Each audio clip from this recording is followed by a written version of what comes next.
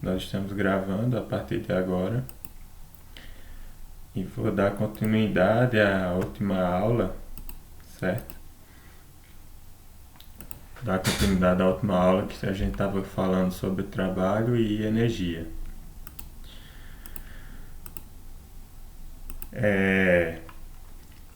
Então, nós vimos que a gente pode construir conceito de energia mecânica a partir das leis de Newton, né? Então, eu apresentei para vocês a primeira lei, né? Revisei a segunda e a terceira. E aplicando a terceira lei no estudo de colisões entre corpos, né? Como nós temos nessa figura 1, nós vimos que existe uma quantidade que se conserva, que nesse caso a quantidade que conserva é o momento linear. Como nós já tínhamos visto a definição do momento linear, massa vezes velocidade, então observamos que o momento linear das duas esferas inicial é igual à soma dos momentos lineares, né, das duas esferas após a colisão, ou seja, quando elas têm as velocidades finais v1', v2'. E vimos que o físico holandês Huygens, né, ele também mostrou que em colisões elásticas nós também temos uma quantidade que se conserva. Aqui não é o momento linear porque a velocidade aparece elevada ao quadrado, mas essa quantidade ela também se conserva nas colisões. E aí ele denominou essa quantidade de vis-viva porque é uma quantidade que nós observamos que inicialmente e no final ela é a mesma. Por exemplo, se a gente tiver uma colisão de um corpo de massa m1 e velocidade v1 com o segundo corpo que está em repouso, por exemplo, com velocidade zero, v2 igual a zero, nós vamos ter que m1v1 ao quadrado é igual a m1v1' ao quadrado. Como as massas permanecem a mesma, nós temos que a velocidade permanece a mesma. Então, é uma quantidade em que está se conservando enquanto o sistema sofre modificações. E tratar em conservação era um conceito novo, né, na física, na época também, porque a gente observava as coisas mudarem, as coisas sofrerem transformações ao longo do tempo. E a partir daí a gente está observando que, na verdade, existem quantidades em que o sistema evolui no tempo, mas essa quantidade permanece a mesma. Então foi atribuindo conceitos para essas novas quantidades que foram surgindo. E aí foram dados alguns nomes como vis-viva, mas no fundo essa quantidade aqui que a gente está observando ela é a energia cinética. Basta a gente multiplicar por 1/2 em ambos os lados. E nós vimos também que Galileu, estudando sistemas de polias, ele chegou ao conceito de trabalho, né, que na verdade é a força provocando o deslocamento no sistema. Essa força está realizando trabalho. E nós vimos também que este conceito de trabalho também possui uma conservação. Ele pode estar relacionado inicialmente e no final, né? Então ele possui o mesmo valor, mas vai diferir de um sinal, por exemplo, nesse caso. Então a gente passa a denominar essa quantidade posteriormente como trabalho e vamos observar que, na verdade, essa quantidade ela está transferindo energia para o sistema. Então o trabalho ele realiza, né, o trabalho realizado é o ato de transferir energia. Então a transferência de energia é realizada através da força que quando a gente multiplica ela vezes pelo deslocamento, a gente está calculando o trabalho. Então a gente está calculando a transferência de energia dessa força para o sistema. E sabendo disso, a gente observou que quando essa força, né, que está sendo aplicada a um dado corpo, ela produz deslocamento, ela realiza trabalho e ao mesmo tempo esse trabalho está relacionado com uma quantidade que nós já vimos anteriormente, que ela se conserva, ou seja, que é a energia cinética. Então, no estudo de colisões, a gente viu que a energia pode ser a energia cinética, que era visível, pode ser conservada. E agora nós estamos vendo que o trabalho que produz o deslocamento está relacionado a essa quantidade que se conserva. Então a gente chega a uma lei na física chamada de conservação da energia mecânica, né, em que você tem uma quantidade que transfere energia para um corpo e essa transferência de energia está provocando movimento, ou seja, está provocando energia no sistema, mas agora uma energia de movimento, que nós denominamos de energia cinética. Então vocês veem que essa ideia de conservação, né, ela ainda permanece, por quê? Porque algo que se conserva é algo que está presente inicialmente e deve estar presente posteriormente. Não necessariamente posteriormente deve ser a quantidade, né, com a mesma natureza. Nesse caso aqui, a quantidade, mas com o mesmo conceito que foi tratado anteriormente. Aqui, por exemplo, a gente tem a quantidade inicial, que era a energia sendo transferida a partir do trabalho, e a quantidade posterior também é energia, mas essa energia passa a ser uma energia agora de movimento, a energia cinética, mas não deixa de ser energia. Então a forma de energia mudou, mas o valor principal, a quantidade principal, que é energia, permaneceu. Então o que a gente tinha inicialmente era energia, posteriormente a gente tem energia. Pode ser um outro tipo de energia, mas continua a ser energia. É tanto que o trabalho, quando a gente calcula ele, a unidade que a gente utiliza para o trabalho é o joule, certo? E da mesma forma, quando a gente calcula a energia cinética, né, a unidade que nós utilizamos para a energia cinética também é o joule, ou joule, como vocês queiram chamar. Então, a energia cinética K, ela é associada ao estado de movimento de um objeto. Então, estamos observando que essa quantidade de essa energia que aparece no sistema, que está sendo conservada, ela não pode desaparecer, né? Nós sabemos disso. É algo que seria muito integrante, que o sistema ele possui uma energia e essa energia ela desaparece do nada, sem ser transformada em outro tipo de energia. Então, nós vamos ver um exemplo, né, de trabalho sendo realizado no sistema, que é o trabalho realizado pela força gravitacional. E a partir daí a gente vai construir um novo conceito de energia. Nessa figura 4, nós temos, né, observamos a queda de um objeto, certo? Em que, na verdade, inicialmente, né, a gente está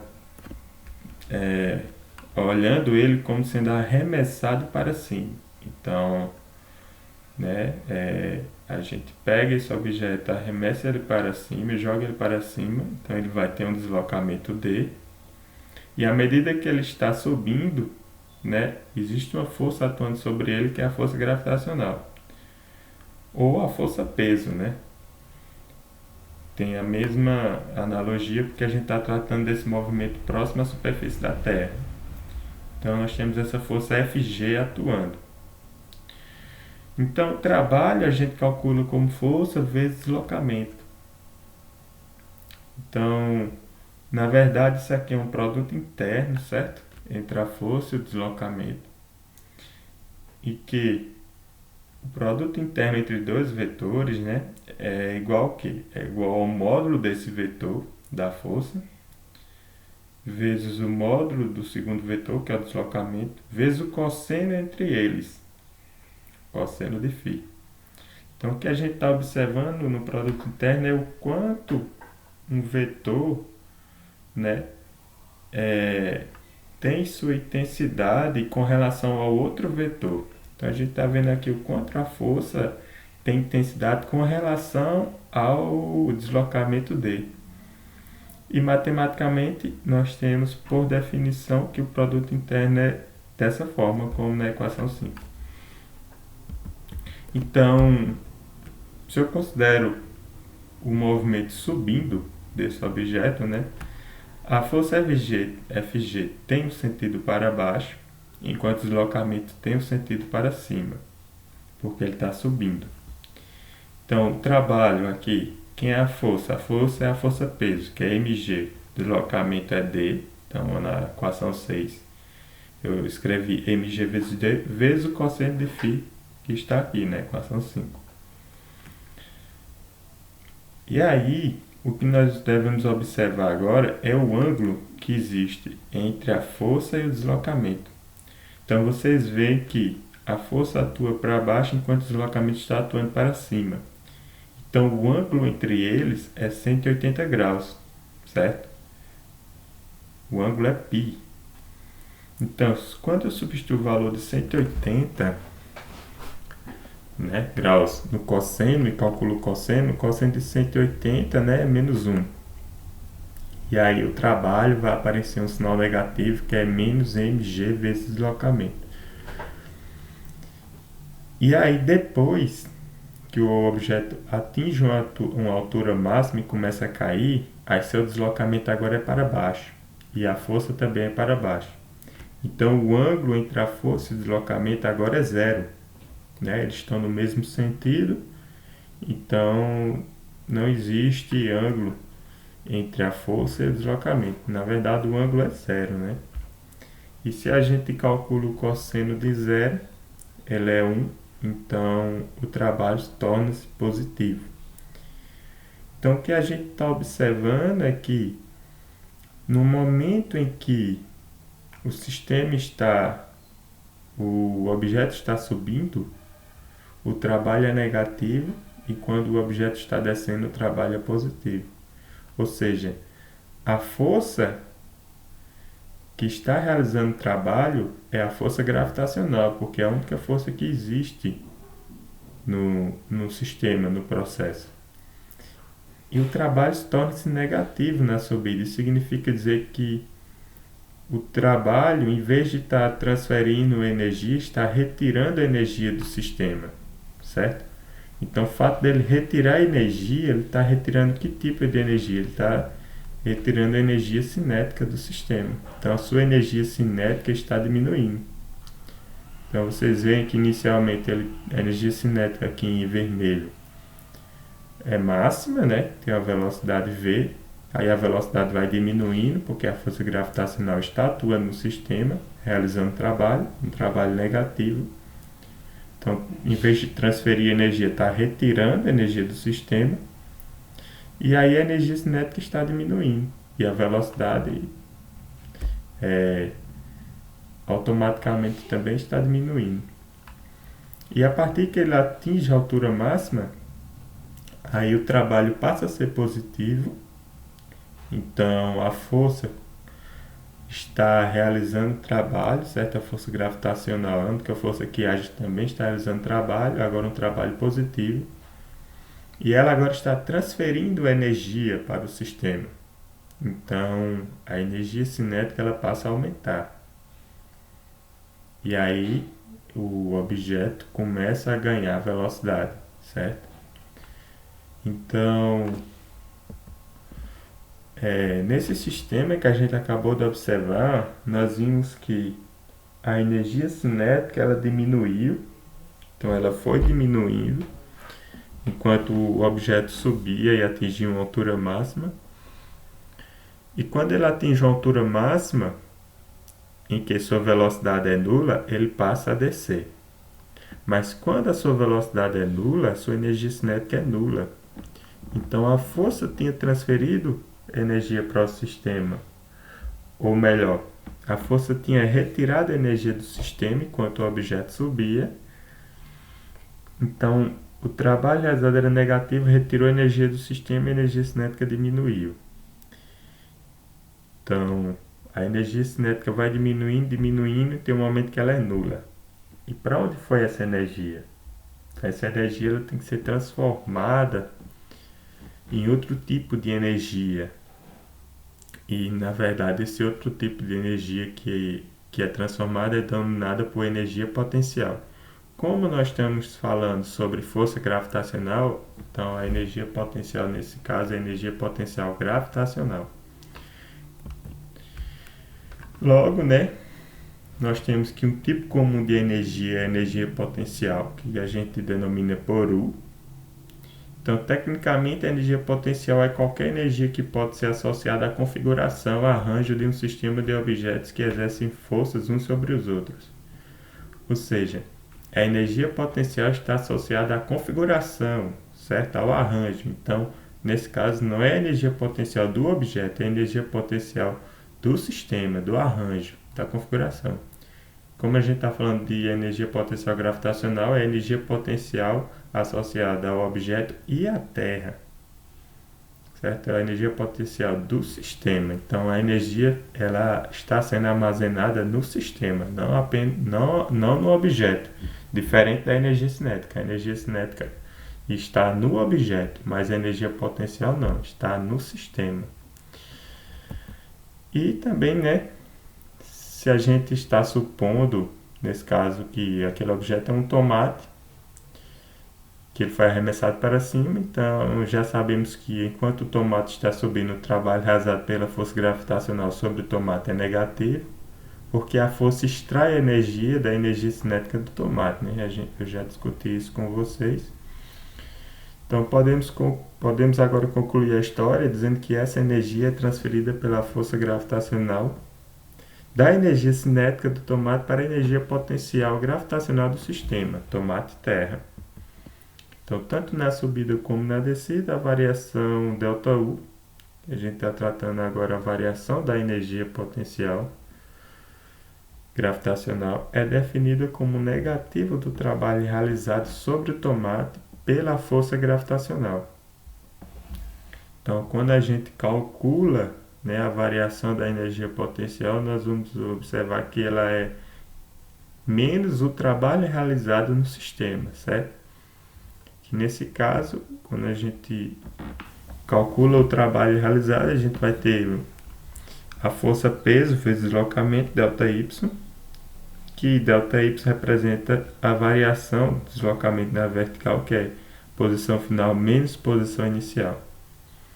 Então vocês observem que enquanto no caso em que o trabalho é igual à variação da energia cinética, nós temos o sinal positivo. Mas no caso em que o trabalho é igual à variação da energia potencial, vai aparecer aqui um sinal negativo, certo? Então a gente tem que observar essa diferença. Então, quando vocês precisarem calcular a variação da energia potencial do sistema, é só vocês observarem que ela é igual ao negativo do trabalho, então sabendo quem é a força, né? E sabendo qual é o deslocamento, você tem a variação da energia potencial, que é a energia potencial menos a energia potencial final menos a energia potencial inicial. Essa é a variação da energia potencial.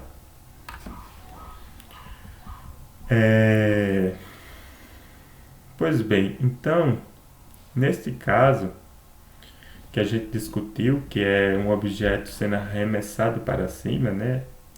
Então, repetindo, A única força que atua no sistema é a força gravitacional, ela retira a energia do sistema no momento da subida, que nesse caso a energia do sistema é a energia cinética. Então a energia cinética passa a diminuir e ao mesmo tempo ela transfere a sua energia para a energia potencial. Então quanto maior a altura você tem do objeto com relação ao solo, maior é a sua energia potencial. Em que na altura máxima a energia potencial é máxima, então a força gravitacional ainda está agindo e faz com que agora essa energia passe a ser transferida da energia potencial para a energia cinética do objeto. Então o objeto diminui sua energia potencial e passa a ganhar energia cinética até retornar para o seu ponto inicial. E nós temos esse caso de apenas uma força está atuando no sistema, que é a força gravitacional. Nós também temos, um sistema massa-mola, e que eu posso colocar esse sistema massa-mola para oscilar, onde se eu puxo a massa para a direita, causando deslocamento para a direita na mola, a mola vai realizar uma força nessa massa, certo? Nesse bloco, no sentido contrário do movimento, retornando o objeto até uma posição, certo? X, no sentido aqui negativo. E aí quando a mola comprime, ela vai agora empurrar esse bloco novamente, fazendo ele oscilar para a direita com a mesma força elástica, atuando agora no sentido contrário ao movimento, que o bloco começa a se deslocar nesse sentido, a força elástica começa a agir também no sentido contrário ao movimento. Então, no caso em que nós temos um sistema formado por dois ou mais objetos, a gente observa que uma força atua entre um objeto do sistema que se comporta como partícula, o tomate ou bloco nesse caso, e o resto do sistema. Então a gente observa agora essa configuração. Quando a configuração do sistema varia, a força realiza trabalho, W1, digamos, sobre o objeto, quando transferindo a energia cinética do objeto para alguma outra forma de energia do sistema. Que nesse caso a gente está falando sobre a energia potencial. Então, quando a mudança da configuração se inverte, a força inverte o sentido da transferência de energia, realizando o trabalho W2 no processo. Esse trabalho W1 é o trabalho em que, por exemplo, a bola está sendo arremessada para cima. E o trabalho W2 é no momento que ela está retornando para o solo. W1 nesse caso pode ser aqui o deslocamento para a direita na mola, quando eu puxo, e W2 pode ser o caso em que a mola comprime e vai retornar para o seu estado aqui inicial, ou seja, vai começar a oscilar até ficar no seu estado inicial, certo? Então, nas situações em que a relação W1 igual a W2 é sempre observada, então a gente sempre observa essa relação aqui, como a gente viu naquele sistema de polias. A outra forma de energia é uma energia potencial. Então a energia cinética transfere energia agora para a energia potencial. E dizemos que a força é uma força conservativa. Então nós temos esse conceito agora para forças que possui essa característica, certo? Que provoca essa relação que nós denominamos por força conservativa. Esse nome conservativo ele é praticamente óbvio, porque a força que está agindo, ela está transferindo energia e essa energia está sendo convertida em outro tipo de energia. Então a energia está sendo conservada. Ela mudou apenas de forma, de energia cinética para energia potencial, mas ela está sendo conservada. Então nós temos um caso em que a força que está atuando aqui é uma força conservativa. Então a força gravitacional é uma força conservativa e a força elástica é uma força conservativa. E agora, né, nós vamos observar de fato essa conservação da energia mecânica no sistema.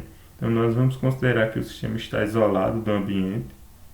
Opa, pode falar.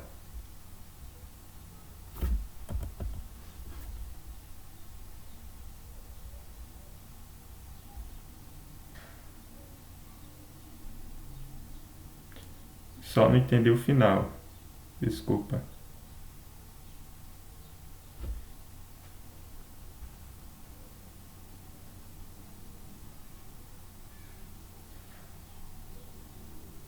Certo.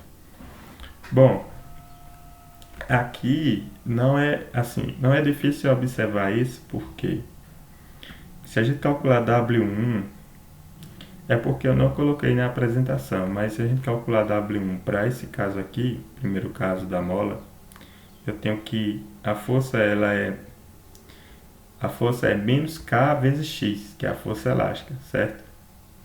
Que a força está atuando no sentido negativo e o deslocamento X é para a direita, é positivo. Quando ele comprime, se a gente está desconsiderando atritos aqui no sistema, ele vai comprimir para o mesmo deslocamento que eu puxei, certo? Então ele vai comprimir para um deslocamento X, agora negativo. Então os deslocamentos aqui são iguais. A força também é igual.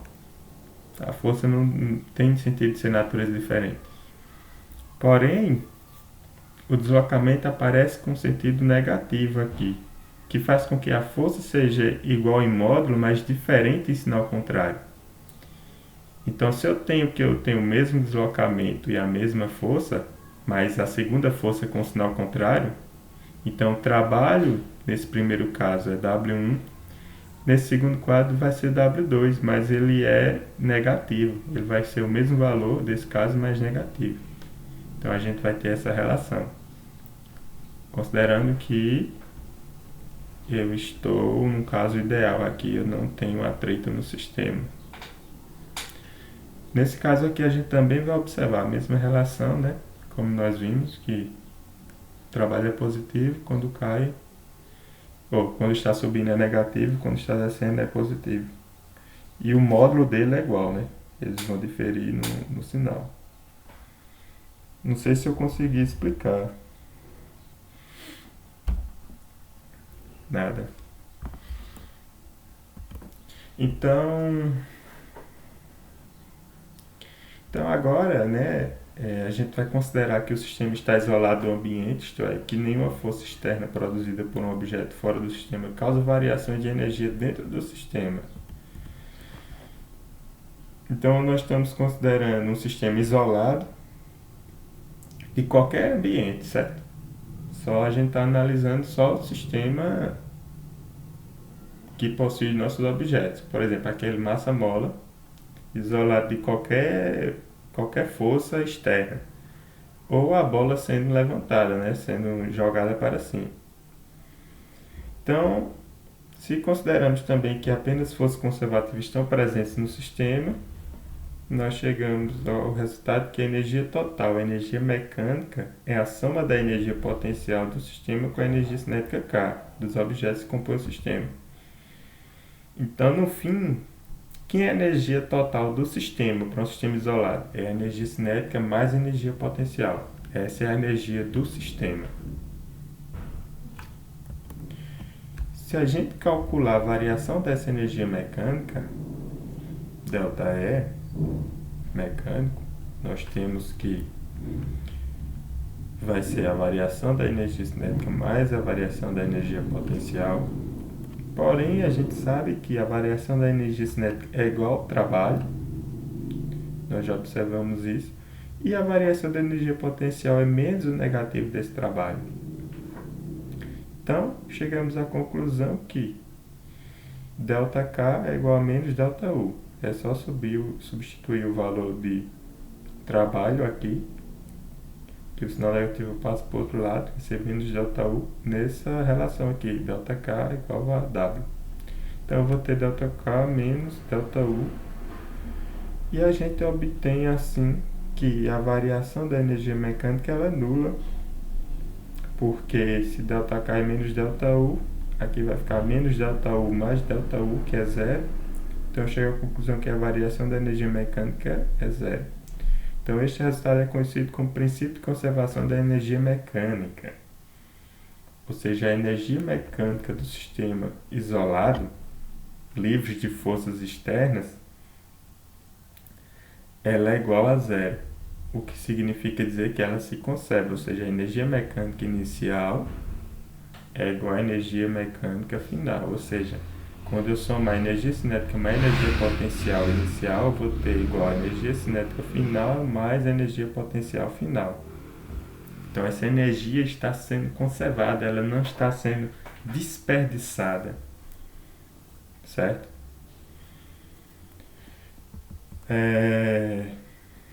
Eu estou seguindo os slides. Então,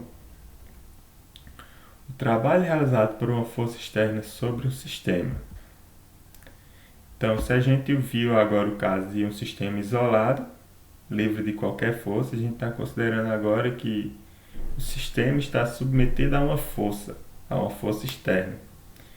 Então, nessa figura 5, nós temos um objeto que possui uma energia cinética, né? Possui uma energia potencial, que quando ele está isolado, nesse caso é um sistema bola-terra, quando está isolado, eu tenho que sua variação da energia mecânica é igual à variação da energia cinética mais energia potencial. E agora esse sistema, existe alguém, né, alguma quantidade aqui, realizando trabalho sobre ele. Né? Como se, por exemplo, eu tivesse uma situação em que alguém está pulando e arremessando um objeto para cima. Então ele está produzindo uma força no objeto para que ele suba, enquanto existe energia cinética e energia potencial associada ao sistema.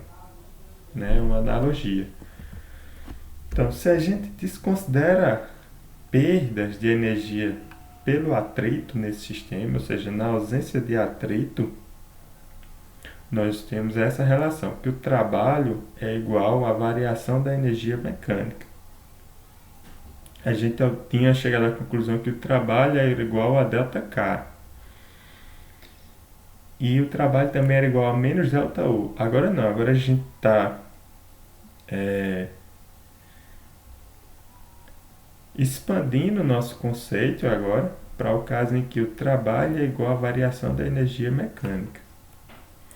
Quando a gente considera o atrito, na presença de atrito, aí a gente vai ter o trabalho é igual à variação da energia mecânica mais a energia térmica aqui associada ao atrito, certo? ΔET. Então o sistema está mudando suas formas de energia quando ele está isolado, mas se algum agente externo age sobre ele, e nessas mudanças de energia interna eu também considero as perdas de energia por atrito, eu vou ter essa relação. E agora, né, a gente chega à conclusão que a energia total de um sistema pode mudar apenas através de transferência de energia para o sistema ou do sistema. Ou seja, eu posso transferir energia para o sistema e o sistema também pode retirar a energia dele. Então nós vamos ter o caso em que o trabalho total, que eu posso considerar nesse caso, é igual à variação da energia total, que eu estou considerando energia mecânica, energia térmica e energia de interação, que pode haver outros tipos de energia aí nesse processo, que eu estou chamando de energia de interação. E chegando à conclusão que, no caso do sistema isolado, nós temos que o trabalho ele é nulo, ou seja, o sistema aqui está isolado, então a gente não tem esse trabalho aqui, essa força externa. Então nós vamos ter essas três quantidades aqui, ela vai ser igual a zero, ou seja, ΔE, energia total, é igual a zero. Então nós temos aqui a conservação da energia Não a energia mecânica, mas a energia total do sistema quando eu considero também o atrito. Então, o papel do atrito aqui é produzir energia térmica.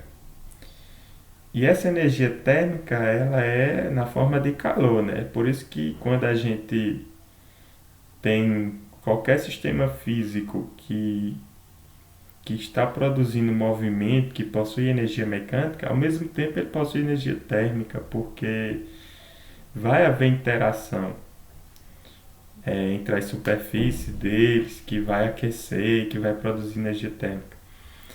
E essa energia térmica que tem associada a ela uma força, que nesse caso pode ser a força de atrito, ela é uma força não conservativa. Por quê? Porque essa força que é não conservativa, por mais que ela esteja dentro do conceito de conservação da energia total, ela não tem a utilidade de produzir energia útil. Ou seja, não tem a utilidade de fazer com que a energia do sistema se armazene. É por isso que quando a gente tem qualquer sistema físico que durante o seu processo começa a gerar energia térmica, ela começa a perder energia. Então essa perca de energia só gera desperdício, só gera consumo, porque ela não pode ser transformada em outro tipo de energia. E aí a gente está associado a essas forças, né? A gente denomina elas de forças não conservativas. Como por exemplo, a gente pode ter os veículos de automóveis, os automóveis, eles no processo de combustão, né, que gera a potência do motor para colocar o veículo em movimento, nós sempre vamos ter, né, a energia vinda da combustão, né, do processo de queima do combustível. Ela é transformada em movimentos das peças metálicas lá que existe internamente no motor, mas devido ao atrito entre as peças, a vibração do motor, isso provoca energia térmica.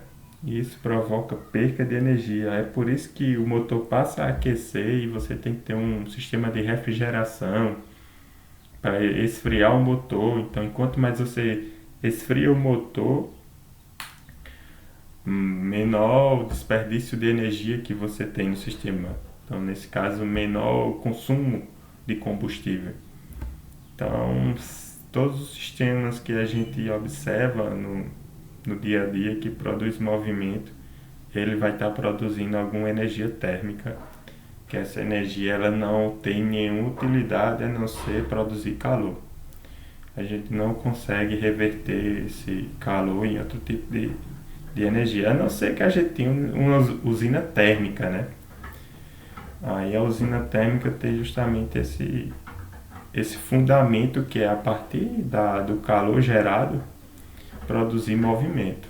Então, mas para produzir calor a gente vai precisar de energia. Então, não é algo tão viável. Que a gente queria que toda a energia do sistema fosse convertida em outro tipo de energia, que esse outro tipo de energia produzisse um movimento sem perca de energia no sistema.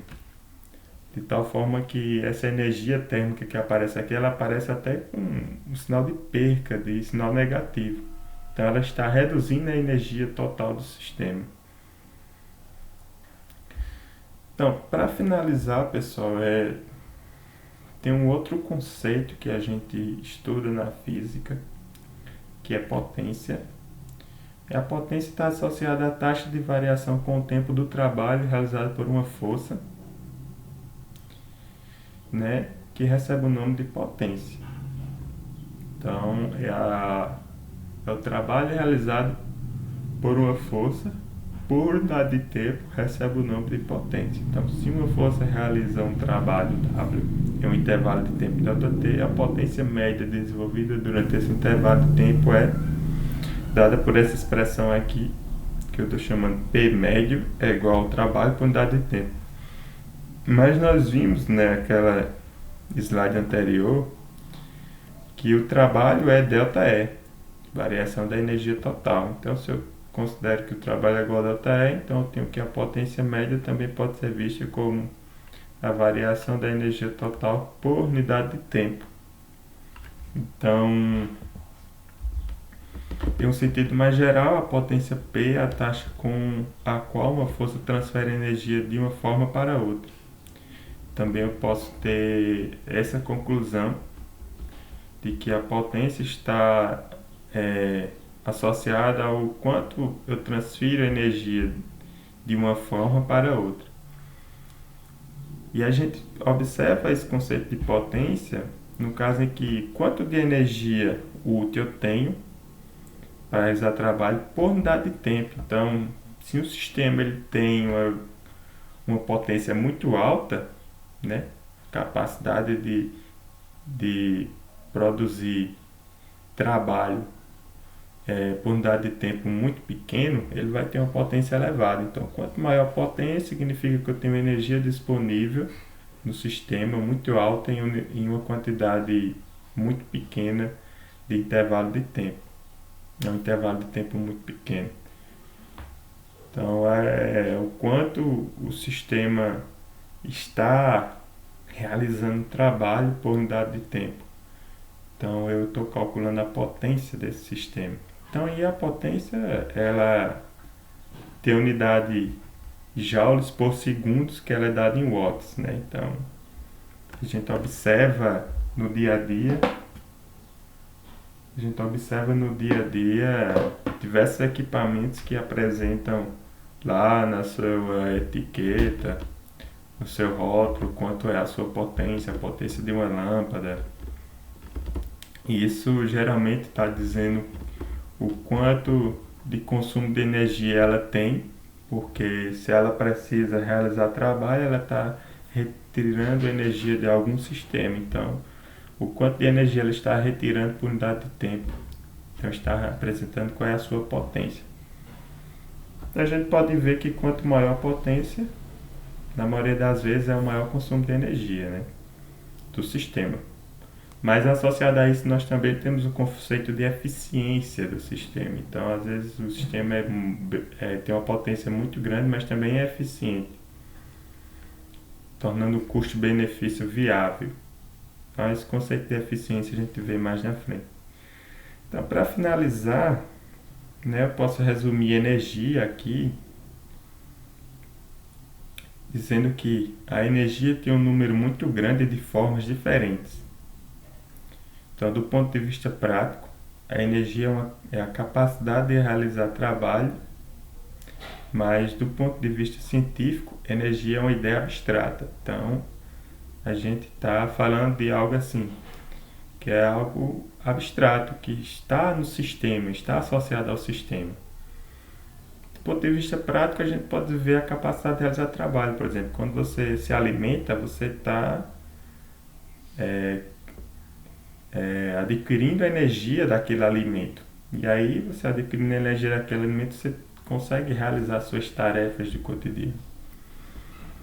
Mas do ponto de vista físico, né, científico, ela é uma ideia abstrata. Ela está associada a várias configurações do sistema.